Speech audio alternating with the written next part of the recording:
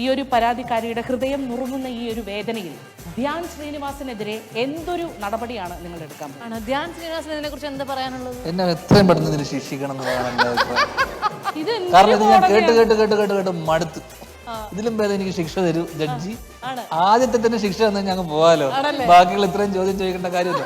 ഇത് ഞാൻ ചെയ്തത് ഭയങ്കര മോശമായി. ഓരോന്നിനും ഇഞ്ചിഞ്ചായിട്ട് ശിക്ഷ അനുഭവിക്കേണ്ടിയിരിക്കുന്നു. അല്ല, ഇതാണ് ഞാൻ ചെയ്ത ഏറ്റവും വലിയ കുറ്റം. അപ്പൊ ഈ ആരോപണം തെളിയിക്കുന്നതിൽ വളരെ പബ്ലിക് ആയിട്ട് ഞാൻ അങ്ങനെ പറയാൻ പാടില്ലായിരുന്നു.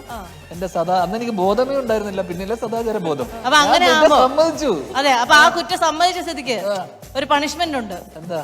ഈ ധ്യാനിനെ കാണാൻ വന്നിരിക്കുന്ന ഈ ആരാധകർക്ക് മുന്നിൽ ധ്യാൻ ഒരു പാട്ട് പാടി കൊടുക്കണം. അത് അവസാനം പോകുമ്പോ പാടാം. എല്ലാം ഒരുമിച്ച് പറ. നിങ്ങൾ രണ്ടുപേരും തീരുമാനിച്ചെങ്കിൽ ഞാൻ പിന്നെ അടുത്ത ക്വസ്റ്റ്യൻ പറയാം. നമുക്ക് സമയമില്ല. ഞങ്ങള് മരിച്ചിട്ടുണ്ട് മുന്നേ. അതാണോ?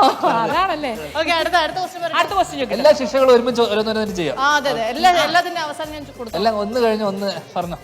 ഓക്കെ, അടുത്തത്. അടുത്ത ആരോപണം. ജനങ്ങളെ ഒന്നാകെ ഞെട്ടിച്ചിരിക്കുകയാണ് ഈ ഒരു പരാതി. സാധാരണ നമ്മൾ മക്കളെ എല്ലാവരും മോനെ നുണ പറയരുത്, മോനെ ഒരിക്കലും നുണ പറയരുത് എന്നാണ് വീട്ടിൽ നിന്ന് പറഞ്ഞു പഠിപ്പിക്കുന്നത്. പക്ഷെ ധ്യാൻ ശ്രീനിവാസൻ ഇപ്പൊ വീട്ടിൽ നിന്ന് പറഞ്ഞ് പഠിപ്പിക്കേണ്ടിയിരിക്കുന്നു, ദയവ് ചെയ്ത് മോൻ സത്യം പറയരുത്. ഭയങ്കര ഡീപ്പായിട്ടുള്ള ഇന്നസെൻസ് ആണ്. എന്തായാലും ഇപ്പൊ അടുത്ത പരാതി തന്നിരിക്കുന്ന താങ്കളുടെ മാതാപിതാക്കളാണ്.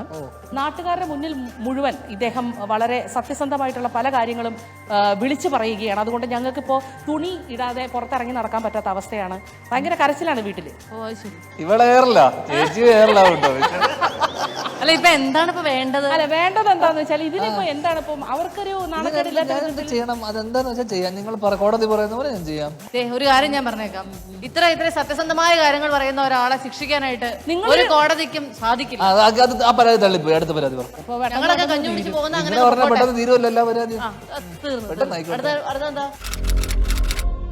പരാതിയായിട്ട് എത്തിയിരിക്കുന്ന മറ്റാരുമല്ല, ബഹിരാകാശ യാത്രികയായ വീണ മുകുന്ദൻ. ബഹിരാകാശ യാത്രികയായ വീണ മുകുന്ദൻ. കേട്ടിട്ടുണ്ടോ അങ്ങനെ ഒരു പ്ലൂട്ടോയിലാണോ? നിന്റെ കാര്യമല്ലേ പറഞ്ഞു? അയ്യോ സോറി, അയ്യോ ജഡ്ജിയുടെ കാര്യമല്ല പറഞ്ഞത്. ഞാൻ വീണ മുകുന്ദൻ പറഞ്ഞ വേറൊരു ആങ്കറിന്റെ കാര്യം. എന്താന്ന് വെച്ചാല് ബഹുമാനപ്പെട്ട പൺകോടതി അറിയാൻ വേണ്ടിയിട്ട് 10 സുന്ദരികളും ധ്യാനും എന്ന ഞാൻ അവതരിപ്പിച്ച പരിപാടിയിൽ 10 സുന്ദരികൾക്കിടയിൽ ധ്യാൻ എന്നെയാണ് ഏക സുന്ദരിയായി തെരഞ്ഞെടുത്തത്. അപ്പോ അതിനുശേഷം ധ്യാൻ പിന്നീട് ഒരിക്കലും തന്നെ കാണാനോ തന്റെ ഇന്റർവ്യൂവിൽ ഇരിക്കാനോ വന്നിട്ടില്ല. പുകഴ്ത്തി പറഞ്ഞ് തന്നെ ഒതുക്കി കളഞ്ഞു എന്നാണ് കോടതി മുൻപാകെ ഞാൻ സമർപ്പിക്കുന്ന പരാതി. അവളെ കേരള ജനതയാണ് ഒതുക്കി കളഞ്ഞത്. പേഴ്സണൽ ക്വസ്റ്റ്യൻ ആണ്. ഈ വീണ മുകുന്ദനെ കണ്ടിട്ട് എങ്ങനെ നിങ്ങൾ സുന്ദരിയായിട്ട് താരതമ്യം ചെയ്തു? Beauty lies in the eyes of the beholder.